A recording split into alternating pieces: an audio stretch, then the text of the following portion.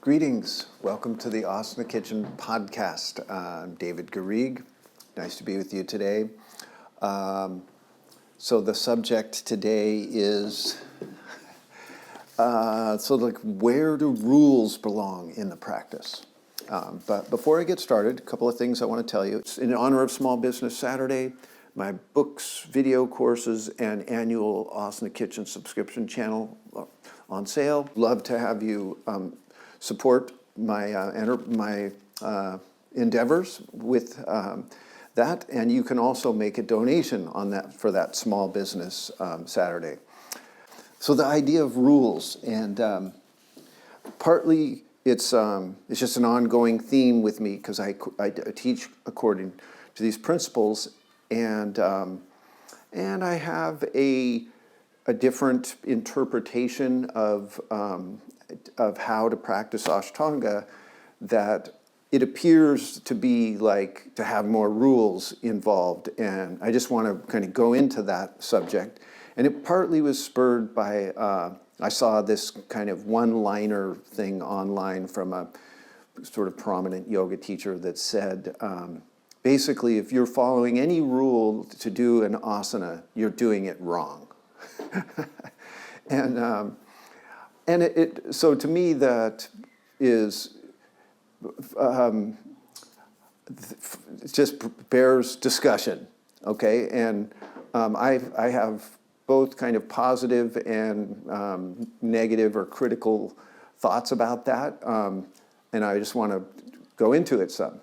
And so the first thing is that statement itself is a rule, right? So if you're not following rules as a rule is a rule. Okay, so that's so the statement itself already invalidates itself, and it immediately reveals the complexity involved in the idea of working with rules in anything that you do, but because there's always going to have to be this sort of juxtaposition between freedom and spontaneity and individualization versus structure, rules or guidelines or kind of set principles that you're working with. And then the other thing the issue I take with that statement is that it says if you're following any rule, then you're doing it wrong, and it's doing something I don't like, which is it's only criticizing or giving a negative statement, and instead of teaching you what should I do. So if I'm not going to follow rules, or if I'm doing it wrong, well, what represents doing it right? And so while it's important or helpful to say, don't do this, to kind of what I call putting it in the negative, it's also essential to put things in the positive. So, and I find it interesting that a statement like that online, it often is quite popular, and just, I don't know, I'm being frank, is that sometimes I think we can tend to, I don't know, want it all, like that, like, or I could put it this way, like that the world is chaotic right now, and everybody, or most people, myself, people around me that I see feel a lot of pressure, and it's almost overwhelming, the challenges that we face just living, right? And so a statement like, just doing what feels good, and that there are no rules, and that you don't have to be rigid about it, and things like this. They sound very appealing as a kind of immediate thing, because we already have so much pressure and in some ways feel so confined or constrained, that then to think about like coming to our mat and then having like a whole set of rules that we have to follow can just be challenging. But the thing is that rules are just a fact of life everywhere. Okay, the whole universe itself is structured, is ordered, and things happen according to patterns and principles, and this is just fact. Okay, and yoga is it's a very technical thing in a way, a technical use of the body, and to think that that there's no rules to follow that apply to the body in movement or posture is just not true. And it might sound good in the short term, but over time, if you don't follow rules to a certain degree, you're going to end up suffering more than if you follow rules, right? That it might sound good in the beginning, but over time, as things play out, rules are helpful, and they protect you, and they help you be your best. And it's funny because we would not, like this conversation, I don't know, I don't think it happens like in almost any other art or basic thing, like cooking, okay? So cooking, you don't put salt or garlic in a cake. All right, I'm sorry. Maybe somebody does that somewhere, but for the most part, there's rules, okay, that are really basic to the thing, and they're not meant to like hamper your freedom. They're just good, common sense things to do, okay. And that's one of the visual aids I'm going to show you now with an asana, which is that. See, when we come to yoga, it's amazing how uneducated we are about the basic operations of our bodies, just human beings, like all the schooling we do. We're never taught about, like how to stand well, how to sit well, and but there are ways to do it, and that there's bad posture and good posture, and when you have bad posture, over time you pay for that. Your muscles they're meant to move bones, right? And moving bones means kind of aligning your skeleton. And when you operate with an aligned skeleton, activating the proper musculature to do that, then your body benefits. You benefit. Your body lasts longer. Your joints are healthier. Your breathing is better. Your organs all function better. Your heart pumps, is in a better place to do its thing, and circulation, just everything. Your nerve channels, the way you think, all of this is improved by alignment. And so I'm just going to show you a photo from a book that's kind of specialized in, it's a whole study of samastitihi, written way back in like 1930. This woman studied the body and posture as a calling, and her name is Bess Mensendick. And so here's a photo, and you can see that the guy, it's a one model, and you're seeing him from the side, and on the left side, he's in a typical kind of slouchy, shoulders forward, the back is sort of drooping, and pelvis is tipped forward. Okay, and then the photo on the right is where now rules have been applied, and they are showing the plumb line in this picture. The vertical line is drawn through the body, and here the guy on the right, now he's standing in samastitihi. This is a body that's activated along the whole chain of muscles that make up the skeleton, and he's standing so beautiful and tall, and in a way where the weight is the body masses, the weight of the body is transferring through the skeleton in this very efficient and way that promotes well-being.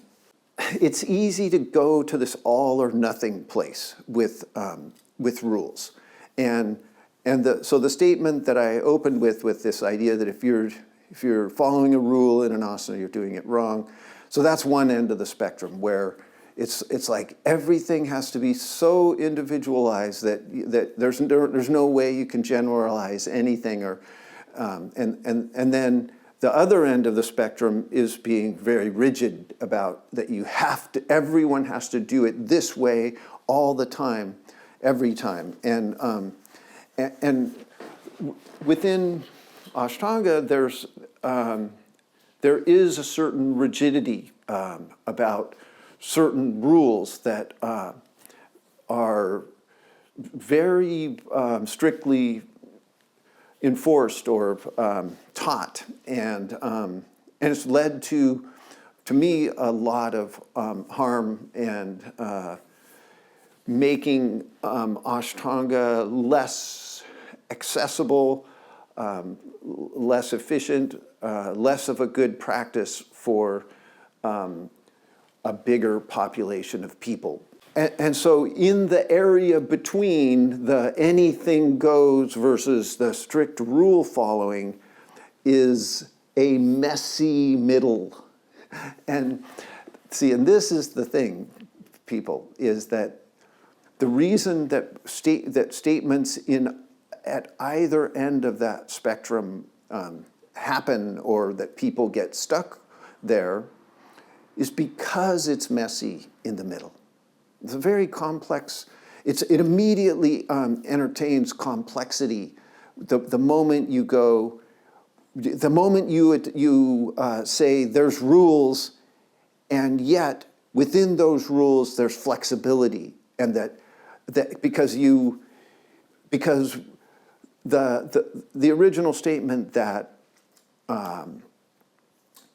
if you're following a rule, you're doing it wrong. It's basically, if you put that in the positive, it's saying that like everybody has hip joints and shoulder joints, and we all have these basic equipment, but everybody's is a little bit different. So right, and your hip socket is a little bit different than somebody else's, deeper, shallower, or the ball in the socket is bigger or littler, its angle. So there's all these little differences, right?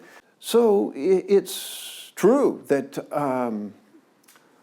customization and individualization is essential, but that still doesn't mean that we can't have these rules to go by that that everyone can benefit from, okay? But it gets quite complex, you can say. And so in Ashtanga, right, it's you do the series 6 days a week, the same sequence. You don't alter the sequence. You don't modify. You don't use props. And this has such a certain clarity to it, right? There's nothing vague about it. But that recipe is a disaster for many people. Like if they really try to follow it for months, days and months, and piling up into years, there's like, and so there's like, so there's the founder of Ashtanga, and then his teacher was Krishnamacharya, and he said straight out that, not all postures are for every person, and that the teacher needs to help to select individually what postures a student should do. And so that automatically shows you that, not every student needs to do every posture of like first or second series. And then there's the whole idea of needing to modify, and that some students, they will not be able to bind in Marichasana D, or these different kind of standard or conventional ideas that we put forth about doing poses. And if you make rules like you must bind in Marichasana D, If you make those hard and fast rules, then people are going to kind of force their body into positions that aren't right for them. And then it'll lead to a statement like, if you're following a rule about doing a pose, you're doing it wrong, right? Like, but that goes too far. That's not true. It might be like the rule has been misinterpreted or too rigidly enforced or not seen properly, but to just throw it out altogether is preposterous, quite frankly. And if you think about like music, it's kind of a rare musician that doesn't have some formal training. Okay, so the majority of musicians, famous musicians, accomplished musicians, they're trained, and especially in the more technical genres like classical or jazz. It's less so with rock or pop, but even within that.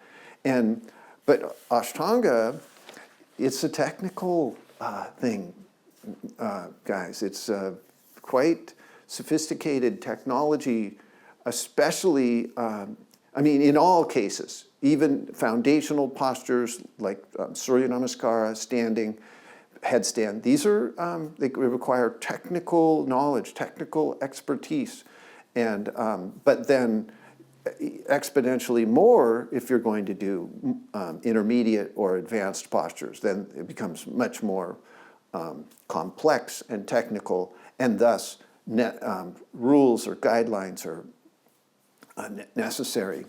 It's also interesting because this is not confined to the body. Okay, that yoga, in fact, it's a philosophy, and you could say it's a set of rules for how to live life and how to, what kind of mentality to take and how to think. Basically, that what yoga says is that when you're left to your own devices, when the mind doesn't have discipline, the mind, body, that the human being suffers. Okay, and so that to overcome that suffering, then you adopt a certain approach or mentality towards yoga. Towards your decisions and towards just your whole outlook on life and your purpose, or like your idea of what am I doing here alive in this body, and it's one of the powerful things about yoga is that it gives you a way of perceiving your mind and how you perceive, how you perceive, and how you think, and what you're valuing, and how to direct your desires and these things. And it's interesting because you could say with art, with music or dance, and even with yoga and yoga philosophy, that there is this high ideal, or it's kind of the deepest expression of yoga is a spontaneity. It is a transcending of rules. And it's like an ability to be fully present in the moment, awake and responsive to exactly what is going on.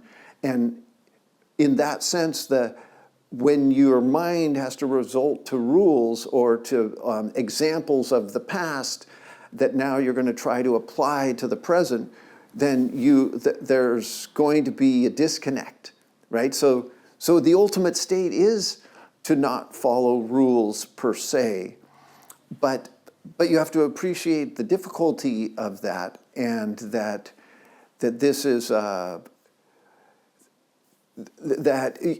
just like the case of a musician or a master chef, that so much training and they've applied so many rules to get to this place where it's a pure improvisation, or like that the recipe I'm going to make now I've never made, or I've never measured, I've never combined those ingredients in that way, and now I'm going to make this amazing creation, right? And certainly that's an amazing aspiration and possibility in an asana. But I would say that it's almost like an arcing, like that's some kind of zenith, right? A high, a pinnacle that you go for, and then you pass back down into more concrete kind of,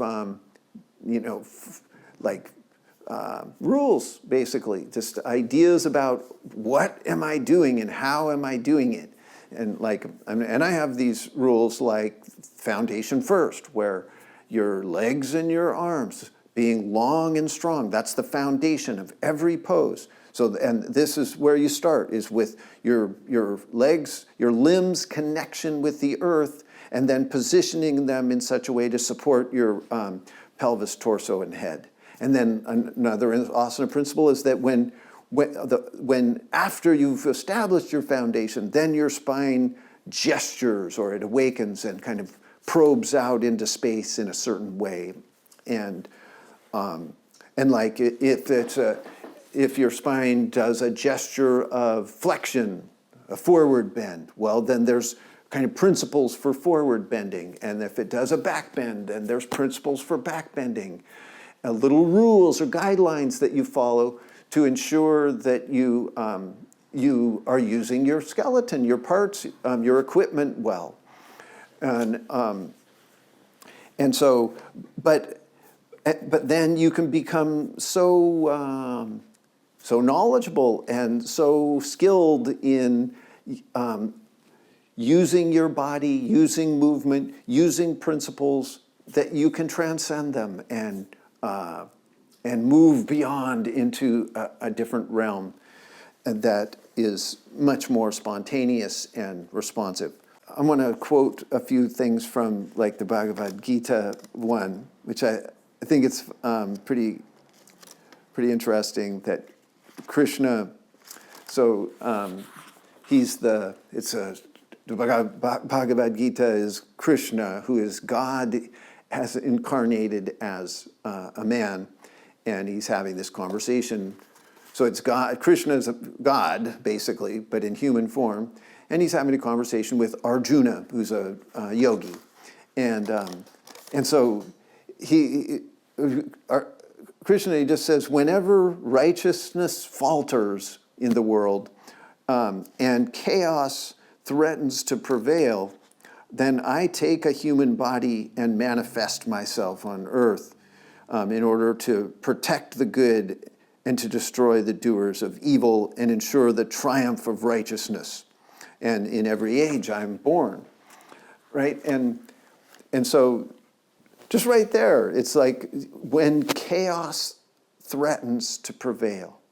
You see that chaos is not a good state, people, like where just anything goes and it's just a random thing. And this applies to being on your mat, movement, posture, and then decision-making, action, your work, it's everything, right? And so Krishna, this whole teaching of the Bhagavad Gita is kind of a response to chaos, or a correcting of chaos, a bringing order to chaos that is absolutely essential. Okay, but then a little bit further, what's amazing is he says that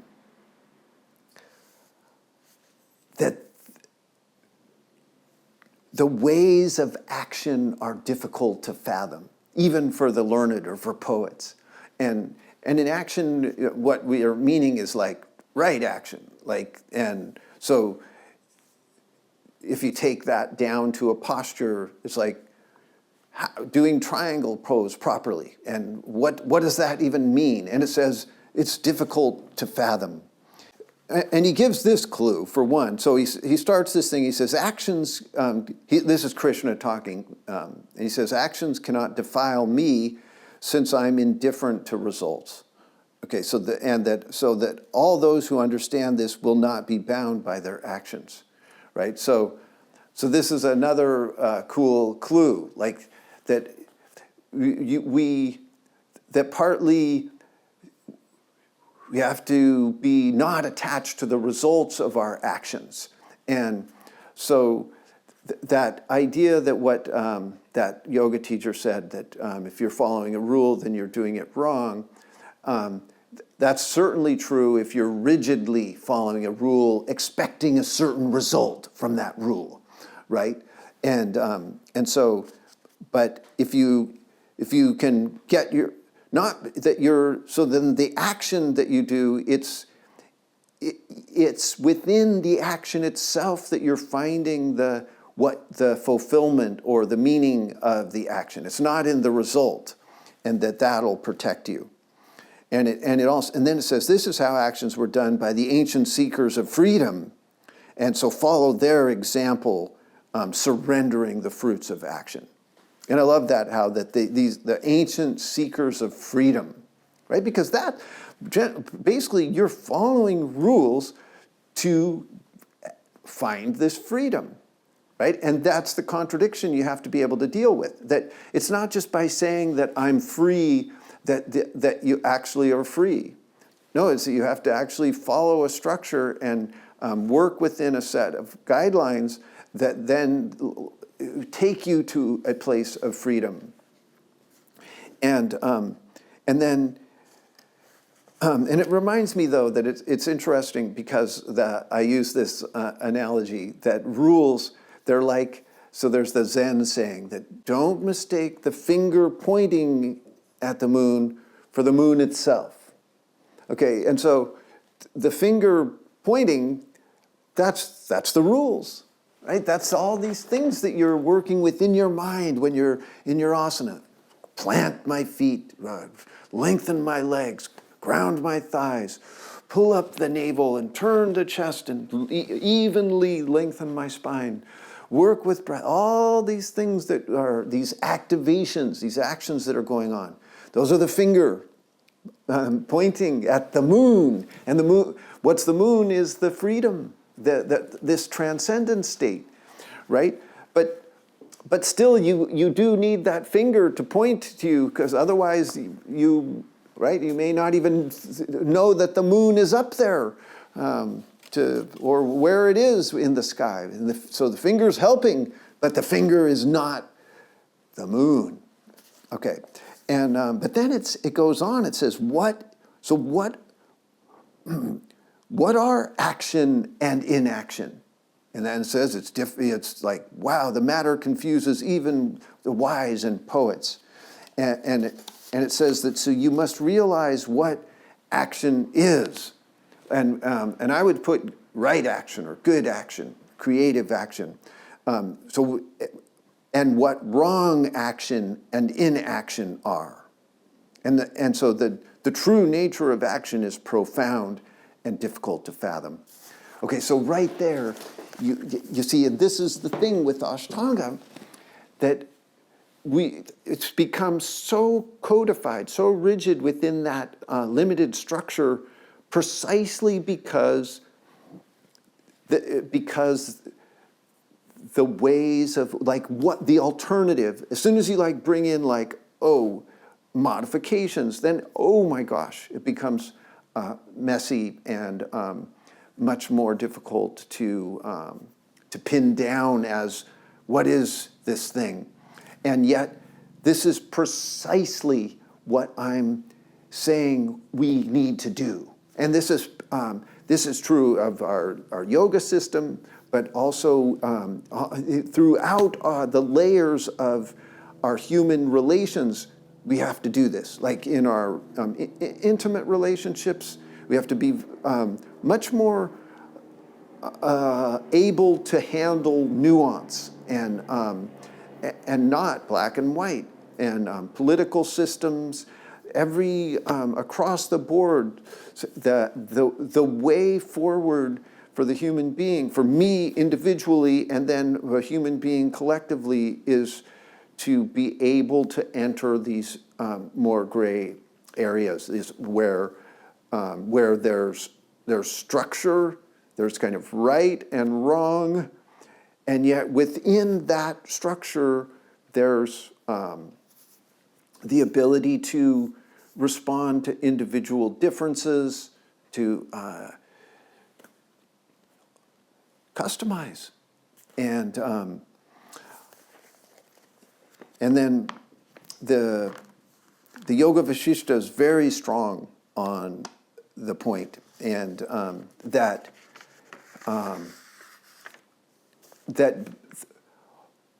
thought, the way you think and then behave, and your habits, they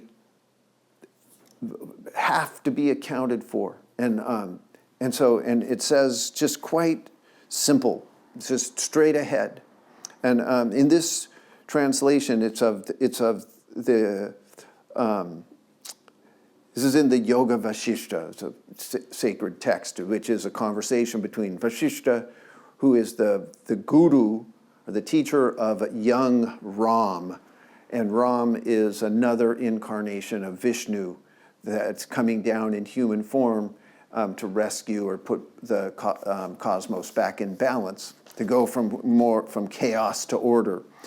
And it says, by pure creativity, meaning by pure creativity, pure action, pure results are gained quickly. Okay, and impure always follows impure. So it basically says that good action leads to good results, and faulty action leads to poor results. Okay, and this is so evident in asanas, and this is why I put up these guidelines of like using your legs and arms skillfully to support your spine, and then really working with awakening your spine. This is my it's another visual aid, but I will, if you're only listening, I'll tell it to you. But this is my principal asana mantra that I'm going to share with you, and many of you already know it, but it's limbs stop, spine goes. Okay, this is my summary of every asana, that's what you're trying to do. Stop your arms and legs in a beautiful planted position, and then launch your spine out into space somehow or another. Okay, and if you fail to ground your arms and legs, and they kind of drift, or they go and they sort of do what the spine does, then the good results aren't going to follow. Or if your legs are kind of dormant and passive, and then your spine is passive, their good results are not going to follow. And so in that way, anything goes. It is not a good recipe for doing an asana. Okay, and you could go too far with it, or with rule following or whatever, and become too rigid and too kind of externally motivated, like the pose has to look like this exactly for every person. Well, then you're going to have a problem. And then it's also saying that as much by effort as good creativity, so positive action. So effort and positive action, when that is sought, accordingly one's impure actions or creativity of the past, those are left behind or corrected. And so one more little backup on that. And this is it's again from the Vasistha. It's saying that just as a farmer plants a certain kind of seed and gets a certain crop, so it is with good and bad deeds. Okay, so if you're If you're going to get positive results from your action, there has to be good actions. And in order for good actions to happen, some guidelines and rule following is necessary. Like, don't throw a bunch of salt in your cake if you want a good tasting cake. In closing, I just want to say I really do hope that that practitioners of Ashtanga can make this leap to respecting the structure of Ashtanga so that the lineage can be passed down, but also opening it up and allowing for modifications and props and customizing, and so that the idea of rule following does not become so rigid that then there's a whole movement saying if you're following a set of rules, then you're doing it wrong, right? Like that both of those extremes are missing the target and then not getting the benefit of like the idea of the freedom that comes when you transcend rules or customize rules or interpret them individually versus the help and the structure and the order, how helpful rules are, and having some very clear guidelines about how to approach something. This is helpful, okay? And so to just throw out all the rules is a big mistake, and it costs you. There's a saying that a Native American teacher taught me way back in college that I go by. It says, every system of knowledge is also a system of ignorance. Okay, and so when it's saying that, it's not saying that you don't follow the system of knowledge.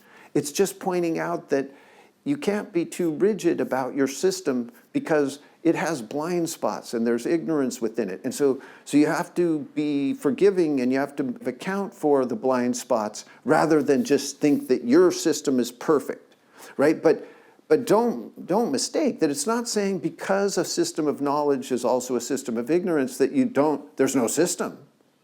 No, that's going too far. All right? So anyway, I hope that helps you in your practice and at least opens up a conversation that really needs to take place and an ongoing dialogue within the lineage or any lineage because lineages are based on rules and structure, but then how do we bring in this how do we nuance the conversation and account for the blind spots and do our best to make the system powerful and beneficial to many. So I remind you, I've got this kind of sale going on for it's in honor of Small Business Saturday. My books, video courses, and annual Asana Kitchen subscription channel on sale. So much good information on that subscription channel. Remember that, people, you subscribers, you could dig in there and look and see. And then also good information in my books and video courses if you just want to buy those. Or really appreciate a donation to support me continuing to offer you the teachings. So thank you for joining me. So if you enjoyed this video, you can press the thanks button and make a donation, and the money will go towards making more videos for you. So, namaste.